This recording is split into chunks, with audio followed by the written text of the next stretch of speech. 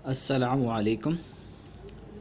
عزیز طلبہ، آج ہم نے نظم نعت اور اس کے آخری 3 اشعار اس کی تشریح پڑھنی ہے۔ تو وہ شعر جس پہ ٹک لگا آپ کو نظر آ رہا ہے، اب انسان کو انسان کا عرفان ہوگا، یقین ہو گیا ہے، اعتبار آ گیا ہے۔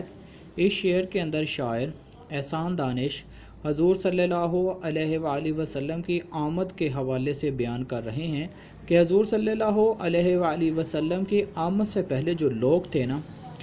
وہ اپنے مال و متاع پر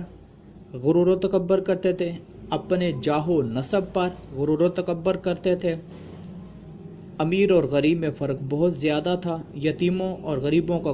کوئی پوچھنے والا نہیں تھا۔ لیکن حضور صلی اللہ علیہ وآلہ وسلم کی آمد کے بعد حضور صلی اللہ علیہ وسلم نے یہ تمام فرق کو، جو جتنے بھی فرق ہیں، ان ساروں کو مٹا دیا،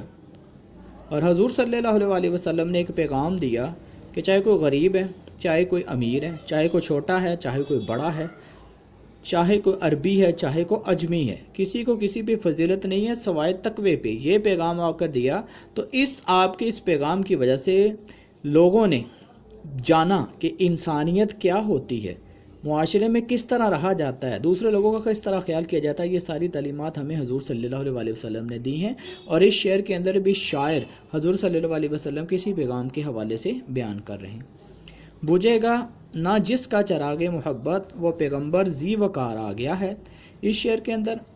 شاعر کہہ رہے ہیں کہ حضور صلی اللہ علیہ وسلم جو پیغام لے کر آئے ہیں وہ ہمیشہ قائم و دائم رہے گا، اور وہ پیغام محبت کا ہے،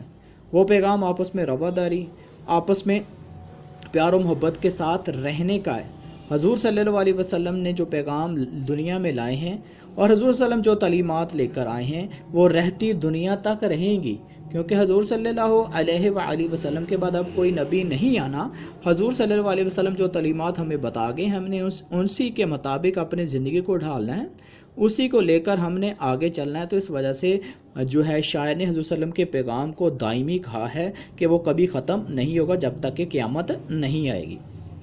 آخری شعر دیکھیں، زمانے کو اب اپنی منزل مبارک کہ ایک خضر صد راہ گزار آ گیا ہے۔ اس شعر کے اندر شاعر نے کہا ہے کہ زمانے کو اب اپنی منزل مبارک ہو، کہ اس نے جس منزل پہ پہنچنا تھا وہ منزل آ چکی ہے، اور وہ حضور صلی اللہ علیہ وسلم کی صورت میں ہے۔ حضور صلی اللہ علیہ وسلم کو تمام نبیوں کے آخر میں بھیجا گیا۔ اب سلسلہ نبوت حضور صلی اللہ علیہ وسلم کے بعد ختم ہو گیا ہے، اب یہی ان کی منزل ہے، اور جو تعلیمات حضور صلی اللہ علیہ وسلم نے دی ہیں، ہمیں اس کے مطابق انہیں پر عمل کرنا ہے، اور ان تعلیمات کو لے کر آگے چلنا ہے، کیونکہ حضور صلی اللہ علیہ وسلم وہ ہیں جنہوں نے ہمیں سیدھا راستہ بتایا ہے۔ حضور صلی اللہ علیہ وسلم جو ہیں وہ ہمارے لیے خضر بن کر آئے ہیں، کہ خضر جس کے متعلق کہا جاتا ہے کہ یہ ایک پیغمبر ہیں، کہ یہ ایک ایسے بزرگ ہیں کہ جس کے متعلق کہا جاتا ہے کہ وہ جو ہے بھٹکے ہوں کو راستہ وغیرہ بتاتے ہیں۔ تو حضور صلی اللہ علیہ وآلہ وسلم جو ہیں وہ ہمیں سیدھا راستہ دکھانے کے لیے اس دنیا میں تشریف لائے ہیں، تو اس وجہ سے حضور صلی اللہ علیہ وسلم کی ذات کو خضر قرار دیا گیا ہے۔